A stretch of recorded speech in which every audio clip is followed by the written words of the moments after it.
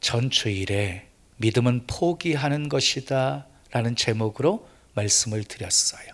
기억나시나요? 한 부자 청년 관원이 물질이 많음으로 인해서 근심하다가 돌아갔어요. 물질을 포기하지 못함으로 주님을 따르지 못한 거예요. 물질을 포기하지 못한 것은 그에게 믿음이 없었기 때문이었어요. 결국 영생을 포기한 자가 돼버리고 말았어요. 여러분, 성공하는 사람들에게 특징이 있어요. 특징이. 포기해야 할 것은 빨리 포기해요. 성공하는 사람들. 포기해야 할 것은 빨리 포기하고, 포기해서는 안 될 일들은 계속해서 될 때까지 도전해요. 신앙생활의 성공도 마찬가지예요. 포기해야 할 것은 빨리 믿음으로 포기하고, 아멘. 포기해서 안 될 일은 믿음으로 계속해서 도전하면서 살아갈 때 우리 신앙생활도 잘할 수 있는 것이지요. 조용하고 평화로운 해안도시 가버나움에 깜짝 놀랄 일이 생겨나게 되어져요. 어느 날 나사렛에서 살고 있는 청년 예수가 그곳을 찾아온 거예요. 많은 사람들이 몰려들었어요. 말씀의 도를 가르치는 중에 들것에 실려온 중풍병자를 고쳐요. 그 동네가 뒤집어질 만큼 깜짝 놀랄 사건이었어요. 그 이후에도 가버나움에서는요, 이 사건이 계속해서 사람들에게 화제거리가 되었어요. 믿음의 역사였습니다. 자, 주님이 행하신 치유 사역을 보게 되어지면 특징이 몇 가지가 있어요. 첫 번째, 주님이요, 병자들을 불쌍히 여기사 고쳐주시는 경우예요. 마태복음 14장 14절에 보면은 큰 무리들을 보시고 불쌍히 여기사 그 중에 있는 병인들을 고쳐주셨다 하는 말씀이 나오고요. 누가복음 7장 13절 이하에 보면은 예수님께서 과부를 보시고 불쌍히 여기사 울지 말라고 하시고 죽은 아들을 살려주십니다. 불쌍히 여기사 예수님이 고치신 경우고요. 두 번째는요, 병자의 믿음을 보시고 고쳐주시는 경우였어요. 소경 거지 바디메오는 자신의 믿음으로 고침을 받았어요. 다윗의 자손 예수여 하고 부르짖지요. 내게 무엇하여 주기를 원하느냐? 보기를 원하나이다. 내 믿음대로 될지어다. 그 순간 눈을 떠서 보게 되어진 거예요. 바디메오의 믿음이 놀라운 치유를 경험하게 된 것이지요. 세 번째 경우는요, 타인의 믿음을 보시고 병자들을 고쳐주시는 경우예요. 백부장의 하인을 우리 주님이 고쳐주시지요. 백부장이 너희 집에 가겠다 그랬더니 우리 집에 오심을 감당하지 못하겠사오니 주여 말씀만 하옵소서. 그리하면 하인이 낫겠나이다. 그때 예수님께서 이스라엘에서 내가 이만한 믿음을 보지 못했다 칭찬하시면서 가라 내 믿음대로 될지어다. 그 순간 하인이 깨끗이 고침을 받게 되어져요. 오늘 본문의 말씀이 이 세 번째 경우예요. 타인의 믿음을 보시고 고쳐주신 거예요. 자, 네 사람이 없었다고 한다면 중풍병자는 결코 고침받을 수가 없었어요. 자, 중풍병이라고 하는 것은 수족을 제대로 쓰지 못하는 병이에요. 혼자서는 아무 일도 할 수 없는 병이에요. 대소변을 누가 받아줘야 되는 병이에요. 몸은 살아있는데요, 행동은 마음대로 할 수 없는 아주 불쌍한 사람이었어요. 그의 그런 안타까운 상황들을 보았던 이 네 사람이 예수님에 대한 소문을 듣고 예수님께 데리고 가기만 하면 고침받을 것이라는 그런 믿음의 확신 가운데 이 네 사람이요, 이 중풍병자를 예수님께 데리고 가기로 작정을 하게 되어집니다. 그리고 데리고 왔는데 많은 사람들이 몰려 있었어요. 방 안에도 가득하고 마당에도 가득하고 길가에도 가득하고 사람이 너무 꽉 차고 꽉 차가지고 도저히 앞으로 나아갈 수가 없게 되었어요. 혼자여서도 혼자 이렇게 비비고 들어가기도 힘든 상황인데 침상을 들고 왔으니 어떻게 사람들을 해치고 나아갈 수 있었겠어요. 그래서 이때의 상황을 마가는 이렇게 표현하고 있어요. 본문 4절에 무리들 때문에 예수께 데려갈 수 없으므로 그랬어요.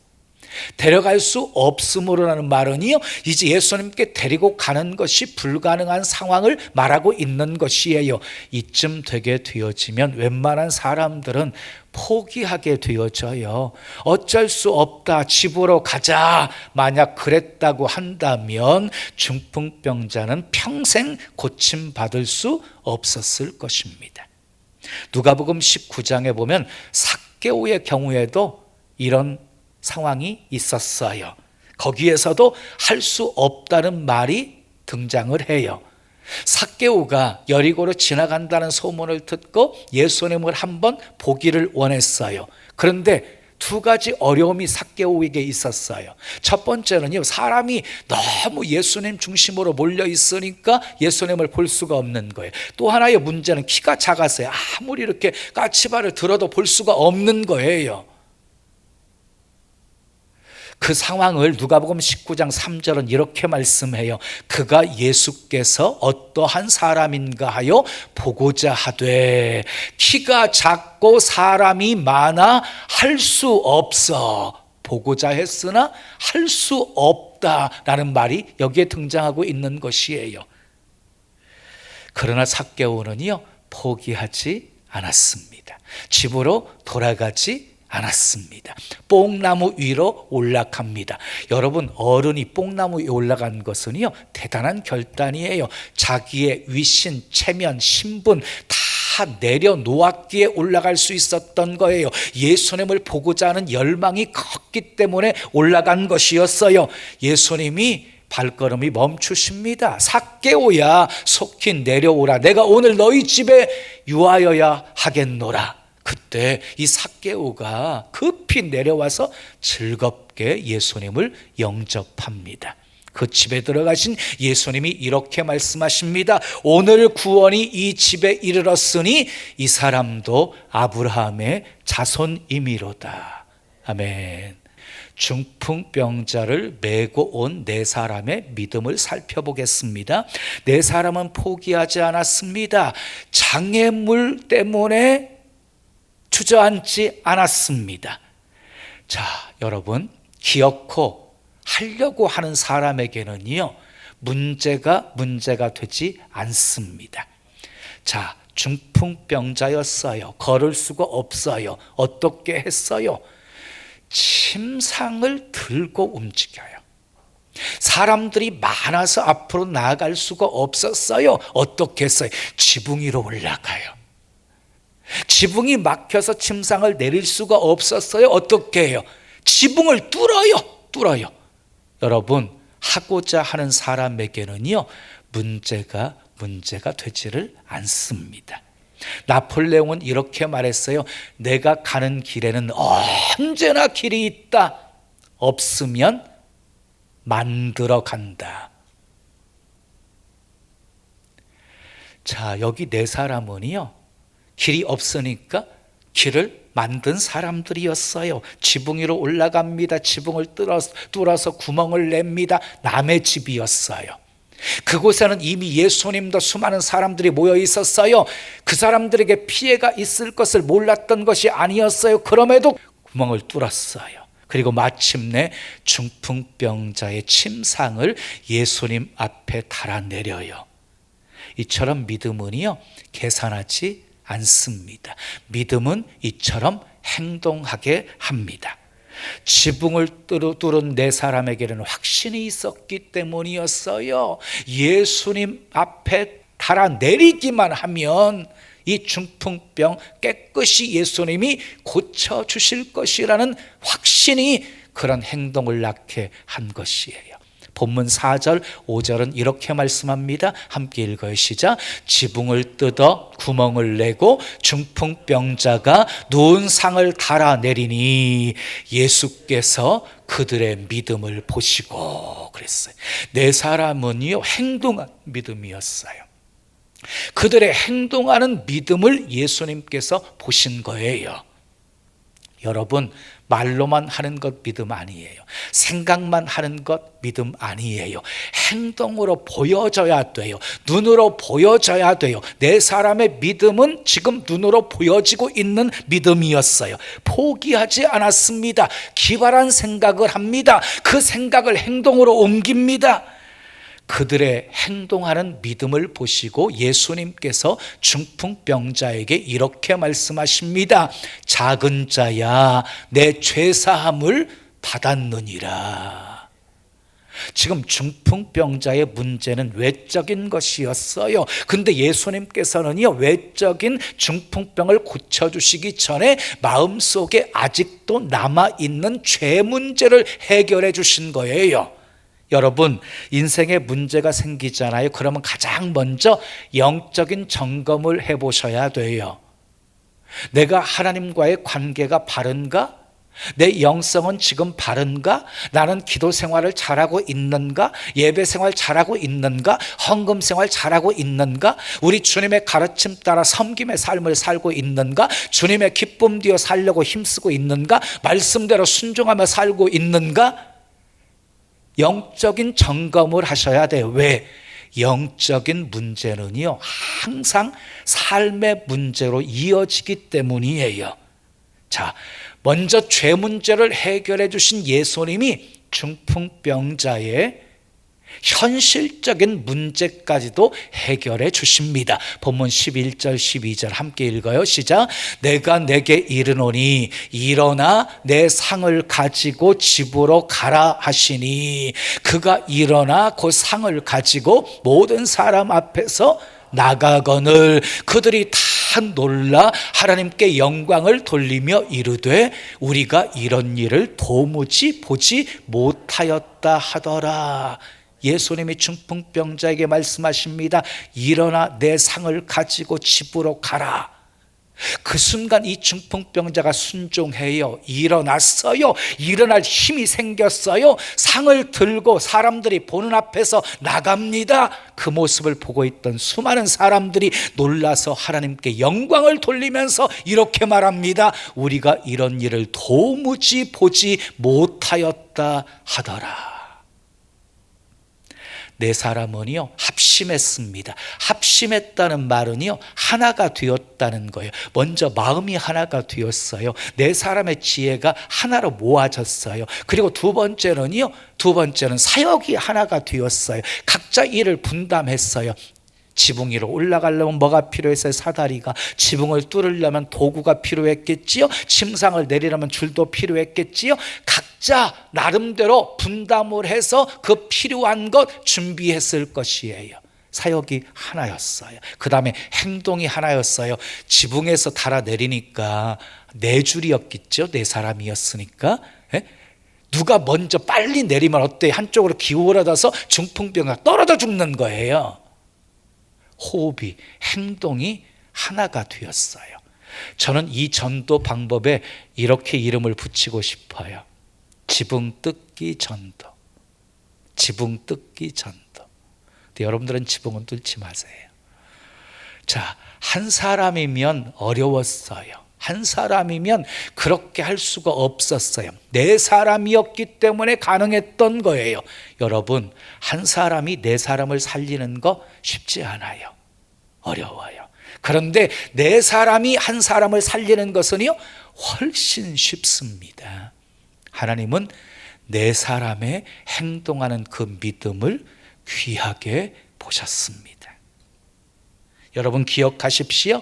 우리가 포기하지 않으면 결국 주님이 항복해 주십니다. 야곱 보세요. 야복강에 홀로 남아가지고 천사와 씨름해요. 하나님이 환도뼈를 쳐버려요. 그럼에도 불구하고 붙잡고 놓지 않아요. 하나님이 축복하지 않으면 놓지 않겠다고. 그러니까요, 하나님이 져주십니다. 야곱의 이름을 이스라엘로 바꿔주십니다. 이스라엘이란 뜻은 하나님과 겨루어서 이겼다는 뜻입니다. 주님이 져주신 거예요. 요한복음 2장에 나오는 가나 혼인잔치의 기적은 예수님의 처음 표적이었거든요.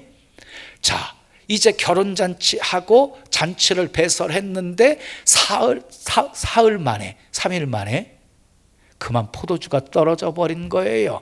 유대인들의 결혼잔치는요, 보통 일주일, 길게는 2주 동안 계속 진행되었거든요. 근데 사흘 만에 포도주가 떨어졌으니 큰일 났습니다. 더 이상 잔치를 계속 이어갈 수가 없게 되어진 것입니다. 포도주가 떨어진 것을 알고 마리아가 예수님께 포도주가 떨어졌다고 말합니다. 마리아는 예수님은 포도주가 떨어진 이 가정의 문제를 해결해 주실 수 있는 분이라고 믿었기 때문이었어요. 그런데 예수님의 반응은 무엇이었습니까? 나와 무슨 상관이 있나이까? 내 때가 아직 이르지 않았나이다 라고 대답을 합니다. 그때 마리아가 포기합니까? 아닙니다. 옆에 있는 하인들에게 예수님이 무슨 말씀을 하시든지 그대로 하라고 하십니다. 결국 예수님이 물이 포도주가 되게 만드셔서 더 잔치가 무르익게 만들어 주셨습니다. 자, 그러니까 예수님은 아직 때가 되지 않아서 기적을 일으키실 때가 아니었는데 마리아가 포기하지 않으니까 하나님께서 쳐주신 거예요. 마리아의 믿음과 신뢰의 믿음 앞에 쳐주신 거예요. 주님이 아무리 모욕적이고 냉담하고 그리고 심각하게 거절하셔도 우리가 포기하지 않으면 주님은 쳐주십니다. 마가복음 10장에 나오는 소경 바디메오를 보십시오. 다윗의 자손 예수여 나를 불쌍히 여기소서 라고 소리칩니다. 주변에 수많은 사람들이 시끄럽다고 조용히 하라고 잠잠히 하라고 책망을 합니다. 포기했습니까? 더 큰 소리로 부르짖어요. 예수님이 오라고 해요. 무엇하여 주기를 원하느냐? 보기를 원하나이다.